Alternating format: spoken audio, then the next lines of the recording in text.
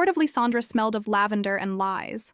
Draped in gold-threaded banners, the great hall was a theater of smiling assassins and silken conspiracies. Queen Isolde sat beneath the carved oak canopy of her throne, her face a portrait of serenity, though her mind was a battlefield. It had been 3 weeks since the siege at Varick Pass. 3 weeks since she had seen him, the enemy general, the man the court poets called the wolf beyond the wall. He had stood across from her on the snowy ramparts, his blade red with the blood of her soldiers, his voice like iron when he offered her terms. And yet, when their eyes met, she had seen something there, something dangerous, something impossible. A page approached, bowing low, and slipped a folded scrap of parchment beneath the folds of her gown as he pretended to straighten her skirts. She did not look down, not here, not before the eyes of the chancellor, whose hawk-like gaze missed nothing. The day dragged through petitions and courtly bickering. Noblemen argued over land boundaries as if the enemy was not camped less than a day's ride away. Her council argued over grain shortages, over raising taxes, over whether to send an envoy or a sword. But all the while, she felt the weight of the hidden letter against her thigh, a weight that was both a stone and a flame. When at last the court was dismissed, she retreated to her chambers, the sound of her skirts brushing the stone floor like the hiss of secrets. There, behind the bolted door, she took the letter out. The wax seal was foreign, black, pressed with the crest of a wolf's head. She broke it. "Your people call me enemy. Perhaps I am. But if I am your enemy, then tell me why the thought of you keeps my sword hand trembling. If these words are my undoing, let them be so. Tomorrow, I ride under the white flag.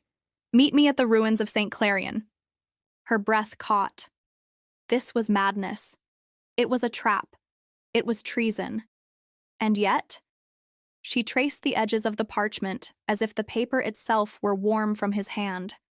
The next morning, the court awoke to news that the queen would make a pilgrimage to the shrine of St. Clarion, a holy site long abandoned after the war. The chancellor protested.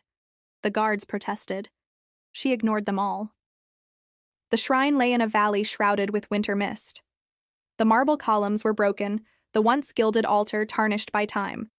She arrived cloaked in gray, a hood shadowing her face. And there he was, General Armand of the northern host. His armor was dull, unpolished, as though he had come not to fight, but to surrender.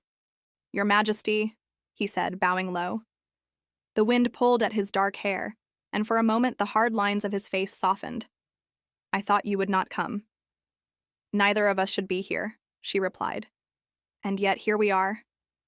They spoke in low voices, each word balancing on the edge of war and surrender.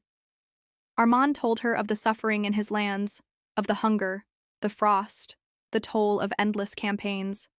She told him of her council's greed, their thirst for blood over peace. And then, as if they both knew they were stepping over a line that could never be uncrossed, she said, "There are things I cannot tell my council, but perhaps I can tell you." What she told him that day would not be recorded in any chronicle, but that night in her chamber she began to write. Not a royal decree, not a diplomatic letter, but a poem, a confession in verse. She wrote of his eyes in the mist, of the silence between their words, of the strange way her heart ached when he spoke of home. When she finished, she sealed the poem with her own crest, not knowing if she would ever send it. The next morning, word reached her that the enemy had sent a cart of grain to one of her border villages. No demands, no threats, only aid. The council called it a ruse. She called it an answer. But the walls of Lysandra had ears, and somewhere in the shadows of the court, someone else now knew that the queen's pen was writing for the enemy. The whisper reached her not through the mouths of servants, but through the chancellor himself. "Your Majesty," he said that evening, lingering in the doorway of her study as though he owned the air she breathed. "There are concerns about your recent journeys." He stood perfectly still, hands clasped behind his back, his eyes glinting like a blade catching light. The fire at her side was low, its embers painting the walls in restless shadows. She met his gaze with the practiced stillness of a queen who knew how to outwait storms. "Concerns?" she said lightly, though her pulse thudded. "I rode to a holy shrine. The saints have no allegiance but to God." "The saints, perhaps, but men do." The corner of his mouth twitched, neither a smile nor a frown. "We live in dangerous times, Your Majesty. A slip of trust, and the crown might find itself without a head to bear it." She dismissed him with a smile so gentle it could cut glass. Yet when he was gone, she pressed her palm against her writing desk, steadying herself. He knew, or at least he suspected. That night, the castle seemed to breathe differently. Every creak in the timbers felt like someone leaning closer to listen. Beyond the windows, the snow fell thick and soundless, shrouding the city in secrecy. Isolde lit a single candle and unsealed the poem she had written days before. The words looked different now, as if the ink had darkened in her absence, as though the letters themselves had absorbed her longing and conspired against her. A soft tap came at her door. She stiffened, half ready to hide the parchment, but it was only her lady-in-waiting, Celine, cheeks flushed from the cold. "A rider waits at the north gate," Celine whispered. "He bears no standard, but he says he carries a reply for your hand alone." Isolde's breath caught. She had not even sent the poem, yet she knew, somehow he had it. She met the rider in the stables, the scent of hay and horse musk heavy in the dim lantern light. The man was young, his cloak soaked with snow, his eyes darting nervously toward the guards who lingered at a distance. He pressed a sealed scroll into her palm and left without a word. She did not open it until she was back in her chambers, door barred. The seal was again black, the wolf's head pressed deep into the wax. Inside, the handwriting was bold, unapologetic. "If your words were arrows, they have found their mark. I have read them more times than a soldier counts the wounds on his hands. You speak of the silence between us. I find it louder than the horns of battle. I will be at St. Clarion again in 3 days. Come before dawn. The world will still be asleep, and perhaps for a moment we can pretend we are not what we are." She should have burned it. She should have torn it into pieces so small that even memory could not piece them together. Instead, she read it 3 more times before hiding it in the lining of her cloak. For the next 3 days, every moment at court was an act of theater. She listened to petitions, signed decrees, and accepted compliments from men who would kill her if they knew. The chancellor spoke to her twice more, each time watching her too closely. And through it all, she felt the scroll in her cloak like a heartbeat against her ribs. The morning she was to meet him, the castle was still as she slipped away. She wore no jewels, no royal crest, only a plain wool cloak and leather gloves. The road to St. Clarion was buried in snow, the hoofbeats of her horse muffled under the white. He was already there when she arrived, leaning against the crumbled archway of the shrine. The gray light of dawn softened the edges of his armor, made him look almost like the man she had imagined in her sleepless hours. Not the wolf, not the enemy, just Armand. "You came," he said, his voice quieter than she remembered, as though even the snow might overhear them. They walked together among the ruins, their steps slow, their breaths visible in the cold air. She wanted to speak of peace, of alliances, of ways to end the hunger and the killing. But the words tangled with others, the ones she dared not say aloud, the ones she had hidden in verse. When he reached for her hand, it was not the gesture of a conqueror, nor of a courtier seeking favor. It was the touch of a man who knew exactly what it would cost her to return it, and who still asked. The moment broke when the wind shifted, carrying with it the faint, distant sound of hooves. Both froze, listening. Then came the sharp call of a horn. Not his, not hers. "Go," she whispered, pushing the sealed letter she had brought into his hands. "Ride north. Do not look back." He hesitated, and in that hesitation, she saw everything that could have been. Then he was gone, vanishing into the snow like a shadow swallowed by the storm. When she returned to the castle, the chancellor was waiting at the gate, and this time he was smiling. The chancellor's smile was not a welcome. It was the sort of smile men wore when they already knew the ending of a story and were only waiting for the last page to turn. He stepped forward as she dismounted, his boots crunching in the snow. "A bitter morning for travel, Your Majesty," he said. "And so early. Tell me, what draws you from the warmth of your hearth before the sun has the courtesy to rise?" Isolde's gloved hands tightened on the reins. She handed them to the waiting stable boy without looking at him. "A queen's duties begin when her people's day begins," she said, her tone airy, dismissive.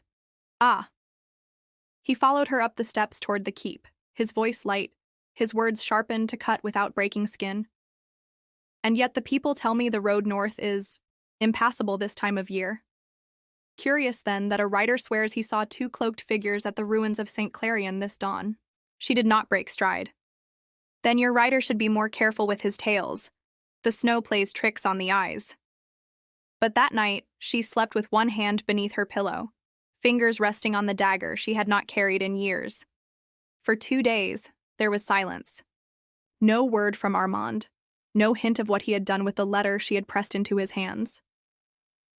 Isolde buried herself in the rituals of court, the endless petitions, the council's bickering, the winter feast meant to remind the people their queen was still their queen. Then on the third evening it came. A wooden box, small enough to be carried in the crook of an arm, left on the foot of her bed by someone she never saw. The lock was simple. She opened it with the tip of her hairpin. Inside was no jewel, no token of courtship, only a folded scrap of parchment, and beneath it a single glove. His glove, worn and scuffed, smelling faintly of leather and smoke. The note was brief. For the night you spoke of peace. For the silence we did not break. Her hand trembled as she closed the box. It was a gift without promise, a gesture without safety. But it was his, and it was hers to keep. The walls of Lysandre, however, had never been kind to lovers. A week later, during a council meeting thick with the scent of mulled wine and the metallic tang of politics, the chancellor laid a piece of parchment on the table. It was not the queen's handwriting, but the words were unmistakably hers. Fragments of her poem copied in another's hand. He slid it toward her, his expression as neutral as polished stone. "This," he said, "was found in the saddlebag of a courier heading north. He died before we could ask him whose words these were." The council erupted, shouts of treason, demands for answers, accusations that her heart had compromised the kingdom's security. She kept her face still, her voice level. "Anyone can forge a queen's words, and anyone with ink and malice can damn her name." The chancellor's gaze was unblinking. "Then perhaps you would not object to us searching your chambers for further proof." That night, she burned every scrap of parchment that bore his name or her verses. The poem, the notes, even the envelope that had carried his first letter. The fire in her hearth crackled as the pages curled and blackened, their smoke tasting bitter in the back of her throat. And yet, she could not burn the glove. She hid it beneath the false bottom of a casket of jewels, where no servant would think to look. Some nights she would lift it out, press it to her face, and close her eyes until the cold stone of her chamber walls disappeared. The spring thaw came slowly, and with it, news. The northern host had withdrawn from the border, leaving behind villages stocked with grain and seed. It was a gesture her council could not openly condemn, though the chancellor's suspicion never cooled. Then, one morning, as she stood on the balcony overlooking the training yard, a hawk descended to the ledge beside her. No crest on its leg, only a tiny scroll bound in leather. She untied it with careful fingers. "I will not come south again. To do so would be to invite the gallows for us both. But know this. The peace between our lands is not the work of treaties. It is the work of your words. Keep your crown. Keep your life. And keep the glove, so you do not forget." She read it twice before tucking it into her sleeve. The wind tugged at her hair, the sun catching in the gold threads of her gown. Below, the soldiers trained, their swords flashing in the light, unaware that their queen's heart still beat for the man they had once called enemy. She turned and walked back inside, her face composed, her secrets buried beneath silk and steel. But in the depths of her casket, the glove remained. A relic of a war that had ended not with the signing of parchment, but with the quiet, dangerous exchange of words that should never have been written. And somewhere beyond the mountains, a man who had once been her enemy still carried her poem. Its ink faded, but its treason intact. Some stories end with crowns won or lost, borders redrawn, or treaties signed in public halls. This one ended in silence. No bard sang of the queen who wrote to her enemy. No chronicle recorded the letters that fed the first fragile thread of peace. History remembers the withdrawal of armies and the quiet years that followed, but not the glove hidden in a jeweled casket, nor the poem still carried in a soldier's pack beyond the mountains. and perhaps that is for the best. For love like theirs could not live in the light. It survives only in the shadows between kingdoms, and in the hearts that dared to cross them.